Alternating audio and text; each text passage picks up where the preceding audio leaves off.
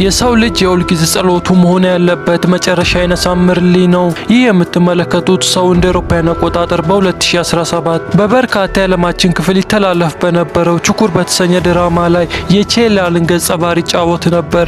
ሆኖም በአሁን ጊዜ ፈጣሪ በቸርነቱ የሰጠውን ጾታ በመቀየር ሴት ሊሆን ችሏል። በትክክለኛ ስሙ ይልማዝ በመባል የሚታወቀው የቱርኩ ተዋናይ እንደዚህ እንዴት ራሱ ሊቀይር እንደቻለና እንዲህ እንዲሆን የገፋፋው ምን እንደሆነ በዚህ ቪዲዮ ዘርዘር ባለ መልኩ የምንመለከት ይሆናል።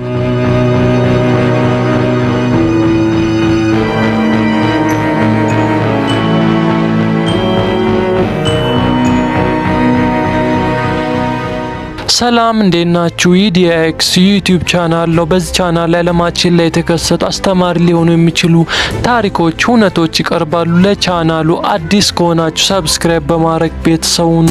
ጣና ቲቪ ላይ አንዴ ቴምሲን አንዴ ቼላልን ሆኖ የምናውቀው አህመድ ከዚህ ወደዚህ ማንነቱን ለመቀየር ከ300 በላይ የተለያዩ የሰውነት ክፍሎቹ ላይ ሰርጀሪ እንደተሰራ ተናግሯል። በዚህም በተከታታይ ድራማዎች እና ከቤተሰቡ ያገኘው ከፍተኛ የተባለ ገንዘብ ሙሉ ለሙሉ ለሰርጀሪው እንዳዋለ ቤተሰቦቹ በቁጭት ይናገራሉ።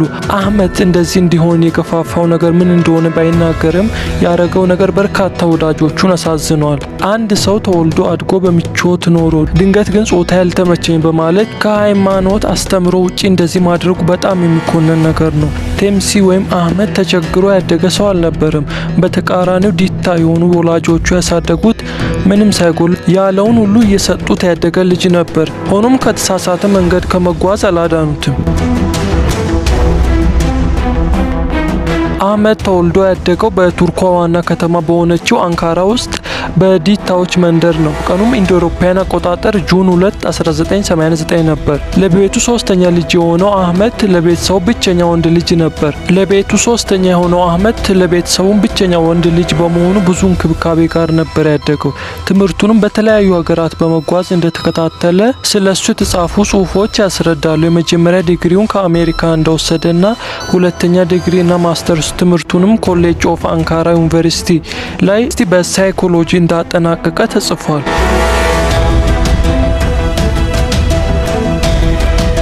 የቱርኩ ዕውቁ ተዋናይ የነበረው ቴምሲ ፊልሞች ላይ መሳተፍ የጀመረው እንደ አውሮፓውያን አቆጣጠር ከ2010 ጀምሮ ነበር። በወቅቱ የተለያዩ ፊልሞች ላይ በጊዜያዊ ገጸ ባህሪ በመሆን 6 ቀረጻዎች ላይ አጃቢ ሆኖ መስራቱ ይጠቀሳል። በማስቀጠልም በ2015 ይተላለፍ የነበረው ተወዳጅ ተከታታይ ድራማ ሄንቴሬ ጉኒ የተሰኘው ድራማ ላይ መሪ ገጸ ባህሪነትን ተጫውቷል። በዚህ ተከታታይ ድራማ ላይ ያሳየው የትወና ብቃት በተመልካቹ ዘንድ በአጭር ጊዜ ውስጥ መነጋገሪያ እንዲሆን አስችሎታል። በዚህም ኬዝ 2017 የተላለፈውን ችኩር ድራማ ላይ የቴምሲን ገጸ ባህሪ እንዲጫወት ካስት ለመደረግ ችሏል። በትክክለኛ ስሙ አህመድ በመባል የሚታወቀው ይህ ተዋናይ በሀገሩ በሰው ዘንድ ጥሩ ቅቡልነት ካላቸው ጥቂት ተዋናዮች መካከል ነበር። በኋላ ላይ በሚሰራው አስነዋሪ ነገር ስሙን ቢያጎድፈውም ሰውየው ከችኩር ድራማ ባለፈ ተወዳጅነት የነበረውን ማርያም ያስታ እና ሲንሲ የተሰኙ ተከታታይ ድራማዎች ላይ መሪ ገጸ ባህሪ ሆኖ ተጫውተዋል። ከዚህም ባለፈ በ2021 የተላለፈውን ቤጂኒ ጉኒ የተሰኘውን ፊልም ዳይሬክት እንዳደረገው ተጽፏል። ከዚህ በኋላ ነበር ብዙዎች የሚያውቁት ያ ዕውቅ የቱርኩ ተዋናይ እኔ አህመድ አይደለሁም ቴምሲንም አትበሉኝ እኔ ማንንም አይደለሁም በማለት እንደ አውሮፓውያን አቆጣጠር ጃንዋሪ 2022 ላይ ነበር ፈጣሪ በቸርነቱ የሰጠውን ጾታ ለመቀየር ከ120 በላይ ሰርጀሪዎችን ለመሰራት የቻለው። በዚህ መጀመሪያ የነበረውን ሰውነትና ማንነቱ ሙሉ ለሙሉ አጥቶታል። በአሁን ጊዜም በካሜራ የተነፋ የመሰለ ፊቱን ይዞ ከንፈሩን እና የተለያዩ ሰውነት ክፍሎቹ ላይ ሰርጀሪ በመሰራቱ ይህ ገጽታ ሊኖረው ችሏል። በአሁን ጊዜ ሜሊህ ብላችሁ ጥሩኝ የሚለው የቀድሞ ዕውቁ ተዋናይ አህመድ በአንድ ወቅት ላይ ሰቃይ ተማሪ ነበር። በተማሪነት ዘመኑ በርካታ ውድድሮች ላይ በመሳተፍ እና በማሸነፍ ብዙ ጓደኞቹ ይጠቅሱታል።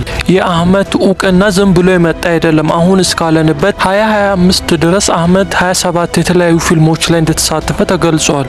መግቢያ ላይ እንደጠቀስኩት የአህመድ ቤተሰቦች በቱርክ አንካራ ጥሩ ስም የገነቡ የቢዝነስ ሰዎች ናቸው። በአባቱ የሚተዳደረው የመለዋወጫ ዕቃ አምራች ዜሊ ድርጅት በስራው የተመሰገነ ድርጅት ነበር። ሆኖም አህመድ በርካታ ልጅ ሳይሆን እሱ በመሰ በመሰለው መንገድ በመጓዙ ከቤተሰቡ ጋር መቆራረጡን ቤተሰቡን በመጥቀስ አንድ ዲጂታል ጋዜጣ አትሟል። ቴምሲ ወይም አህመድ በመባል የሚታወቀው ተዋናይ በፊት ላይ በጣም ከሰው ዘንድ ተወዳጅ የነበረ ሲሆን በሚኖርበት አፓርታማ አንዱም ጎረቤቱ ስለሱ ቅሬታ ከማውራት ይልቅ ስለሱ ጥሩ መናገር ነው የሚቀናቸው።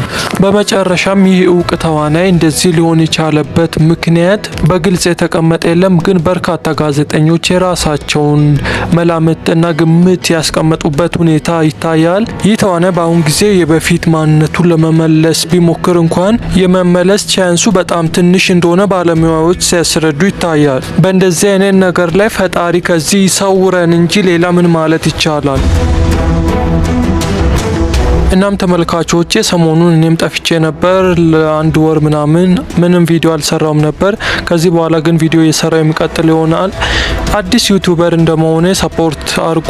ላይክ፣ ሼር፣ ሰብስክራይብ ብታደርጉኝ ደስ ይለኛል። በዩቲዩብ ጥሩ ነገር ለመስራት ሞክራለሁ እና እስካሁን ለሰጣችሁኝ ድጋፍም አመሰግናለሁ። የዛሬው ቪዲዮ ስለ ቴምሲን የሰራው ከብዙ በጥቂቱ ይህንን ይመስላል። በቀጣይ በአዲስ ቪዲዮ በተለይ ቪዲዮ እመጣለሁ።